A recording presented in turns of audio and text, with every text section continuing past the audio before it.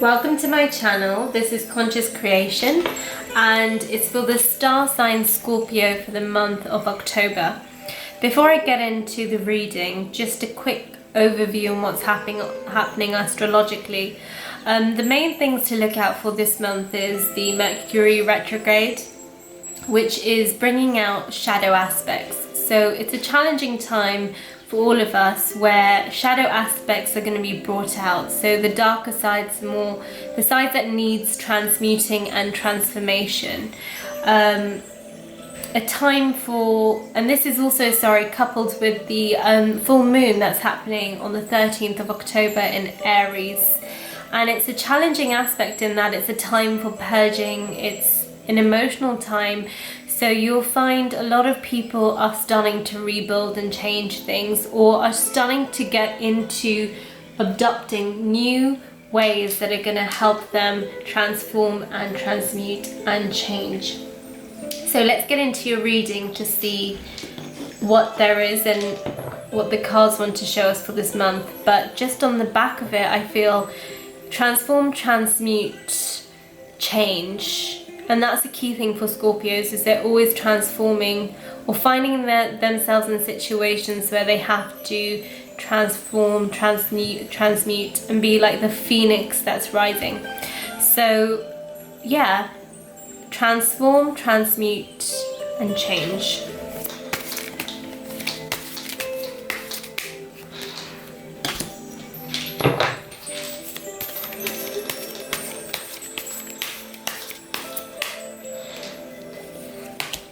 I'm also hearing light, find the light, find the light in situations. I don't know what you all will be going through right now, but it's all about finding the light.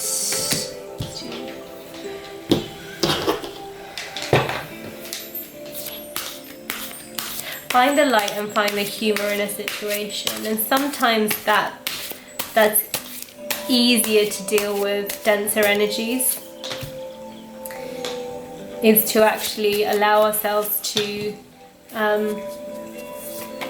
humor a situation.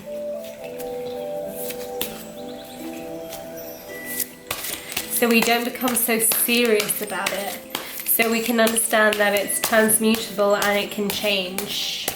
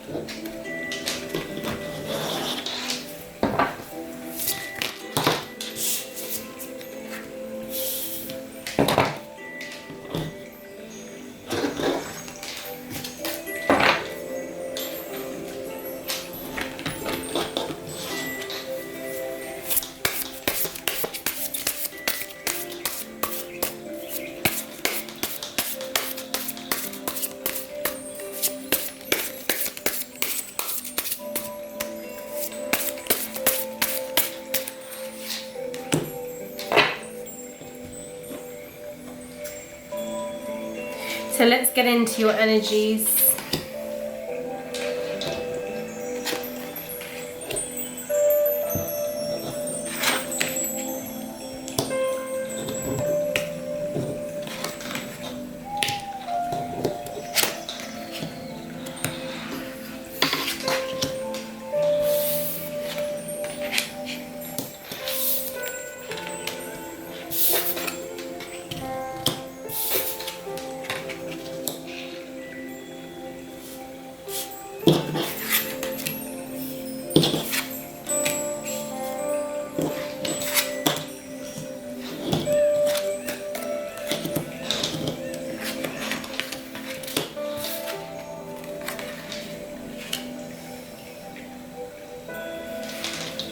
Okay, so you've got the Emperor, you've got the Fool card, you've got the Wheel of Fortune in reverse, you've got Judgment, you've got the High Priestess in reverse. So looking at the first cards that I pulled out,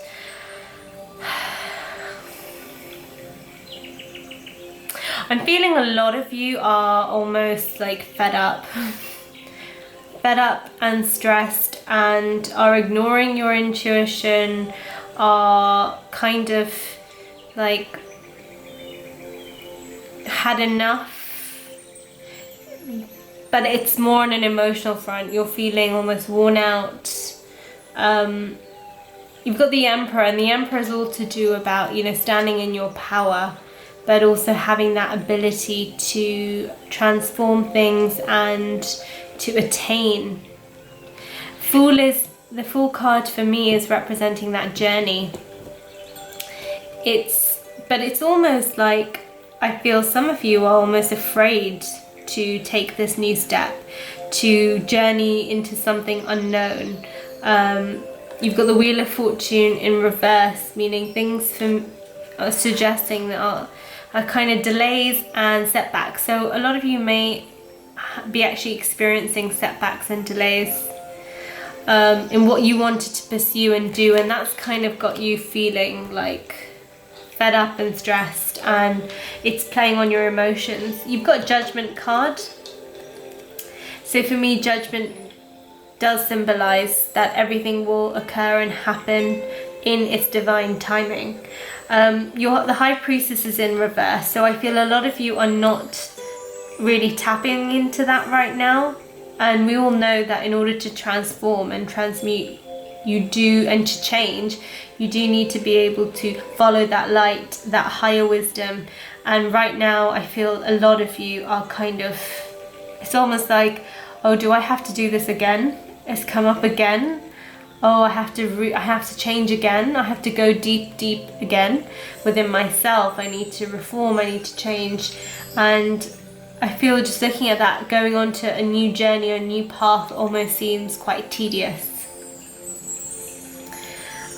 Because a lot of people who have that Scorpio energy understands it's very intense.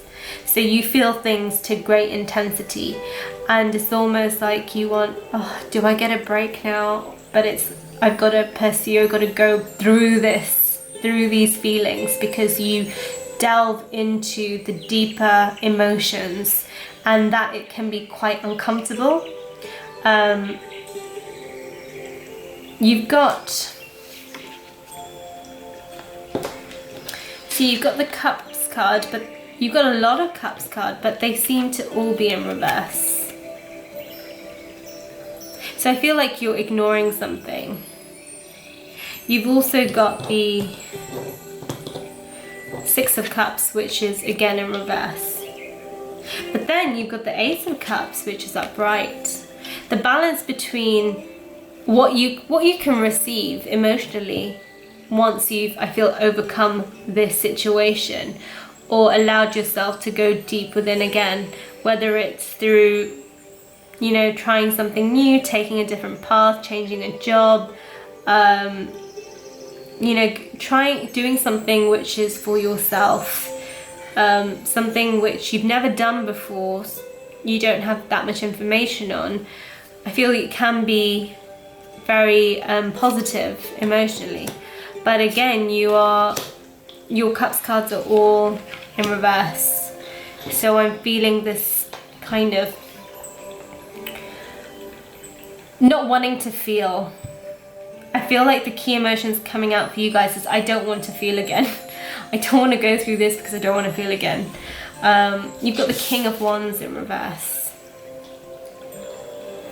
And wands for me also represent the thoughts. And when it's in reverse, I feel that